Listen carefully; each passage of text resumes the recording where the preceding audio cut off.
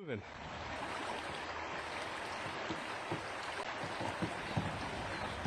I think he's found a sweet spot over there where it's not as bad. I'm couched up here next to this little quiet spot. Did you feel it taking you?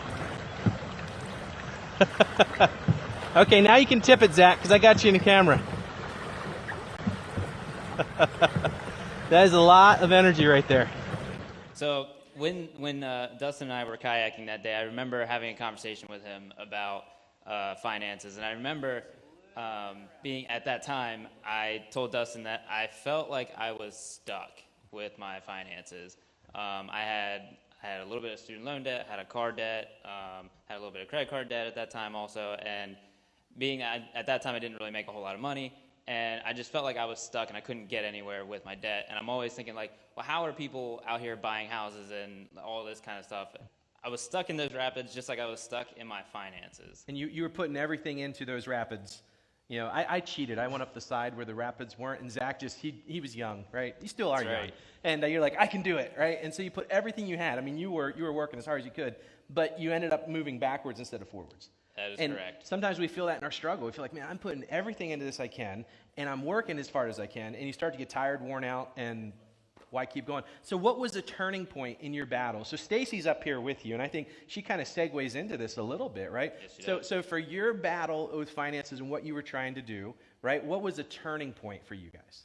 So I remember thinking at this time also that if I was just to be able to make a little bit more money, I'd be able to get out of debt faster. Well, I did start making a little more money because I got a couple pay raises, but then my car payment doubled. How's that work?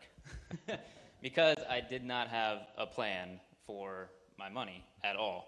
And so the more money I had gotten, the more money I just ended up spending. And it didn't always go towards the debt because I didn't have a plan at all. So when Staci came into my life as well, Gave you more debt. she did. Yes, she had way more than I did. But because she actually went to school, I didn't for that long. But her church introduced Financial Peace University, and I was a little bit skeptical about it at first. I was thinking, well, how is this really going to work? So I didn't really think a whole lot of it, but we took it, and for me, that was a turning point. I remember thinking that I'm just so tired of being in debt. I'm just so tired of it and getting nowhere. So then her church introduced Financial Peace University, and so we took it, and I was mind blown. For me, that was just mind blowing. It made perfect sense to me. Yep. And one of the Dave Ramsey statements is you can't out-earn stupid. No. That's one of his statements. And so Dave Ramsey's from Tennessee, and he talks like he's from Tennessee, and he communicates. He tells it like it is. And he tells it like it is, like can't out-earn stupid, right? Yep. And so you guys, you get engaged, and you start working towards let's plan, let's map together. Staci, you didn't really have a financial plan either. No, I lived like paycheck to paycheck. Like I had enough money to pay my bills, but it was always like I did a lot of shopping sprees, so obviously I didn't have money all the time. And But I was Starbucks, like, I hear? yeah, Yeah. Starbucks. Well, it's gotten worse now, but it's I still go to Starbucks. But it's budgeted. Yes, but Yes. budgeting. Yes. So talk to me a little bit about this process, right? So, a lot of times people hear money in church and they get skeptical and they're like, oh, the church just wants my money. But like the Bible actually talks about biblical principles. Yes. And so as Dave Ramsey walks through, so one person living paycheck to paycheck, another person saying, I want to make better decisions, but I don't have a plan. Other people come into, and like, I have a plan, I have a system, like stuff's working, okay? So what biblical principles got infused into his teaching that helped you guys kind of say, you know what, let's give this a try? One of the more important ones that I can think of is Dave Ramsey likes to reference Proverbs 22:7 a lot, and that is the verse that says, the rich will rule over the poor, and the borrower is slave to the lender. And that pretty much means that, like, when you think about it, when you have a car payment or credit card debt, you have to give your money to those people. You don't get to choose what you want to do with that money because you owe somebody money.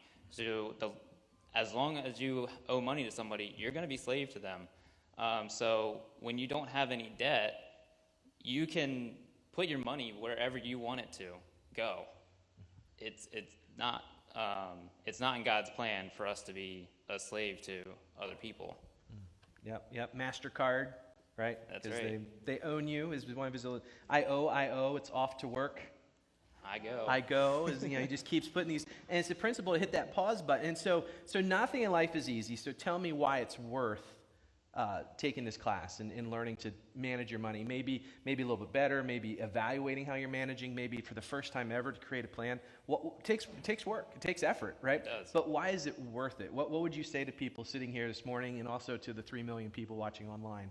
What would you say to those people why they should take this class? I would say, so for me, I didn't really have the opportunities or the money to go to school and be able to have all this cool stuff that all these other kids have. So for me, I want to be able to provide my kids with a better life than what I had. So for me, getting out of debt is the first step. And then for me to then be able to pay for my kids' college so that they can then go to college debt-free and be able to then better themselves as well. Because I mainly want to give them the opportunities that I didn't really have. Sure. I would say that the getting out of debt part is really crazy. So once you have a plan, because I'll be honest with you, I had like $3,000 worth of credit card debt, and then at school and whatever, my car, I had no idea that you could pay it off in like a year if you had that. Dave Ramsey also says the gazelle intensity. But that to me was amazing. Like when we paid off my credit card like that, as soon as we had a plan, I was like, oh, I want to keep going. So I'm a very goal-oriented kind of person. So once we hit that, I wanted to keep going. So you see the progress. If you buckle down, do the work, you will see the progress. So that amazed me. I just say it is so worth it. One of Dave's sayings also is, live now like no one else, as in don't be going on vacation to pay off your debt. Like pass on the vacations, pass on going out to eat. Live like no one else right now so that later you can then live like no one else and be able to help people financially, be able to give money like no one else because you have the money like no one else does. Yep. So that's how I want to live my life, and I can't do that if I'm in debt. So again, Zach just plugged it, and I just want to share with you something exciting about financial peace. The reason we're plugging it, we want to get it lined up and be able to see it happen. If you go online to Financial Peace University, you will find it costs $100 to take this course, to get the content, to get the tools, to get the video training. And so one of our sister churches, as we were talking to them, they invested to be able to do this with their church, and Financial Peace said, here's 20 free memberships that you can give to somebody. Right? And so in talking, they said, hey, would your church like our 20 free memberships? So what our opportunity is we're able to gift this experience. It's $100 if you pay for it, but if we have 20 signups, what we're going to do is be able to gift this. And I want to make sure people don't sign up and then don't come. You know what I mean? It's like, oh, I really felt convicted. I want to take Financial Peace University. And then you take a spot and then you don't come to any of the classes and you don't benefit from it. So what I'm asking to make sure we're screening out people that are really serious about this is I would like you to shoot a quick email. Just give me a couple goals. You're like, you know what? I would really like to take the class because, right? Maybe you're like Zach. You're stuck in a kayak, or your kayak flipped, or you're like 5 miles down river and you're lost, right? I mean, you're like, this is why I would like to take the class. And to make a commitment to say, I'll be at the 8 weeks. It's 8 weeks long. It is online, and you can watch it online, but we're going to watch it here together, spread out in this room around tables, and then have some dialogue afterwards. And it's done very well.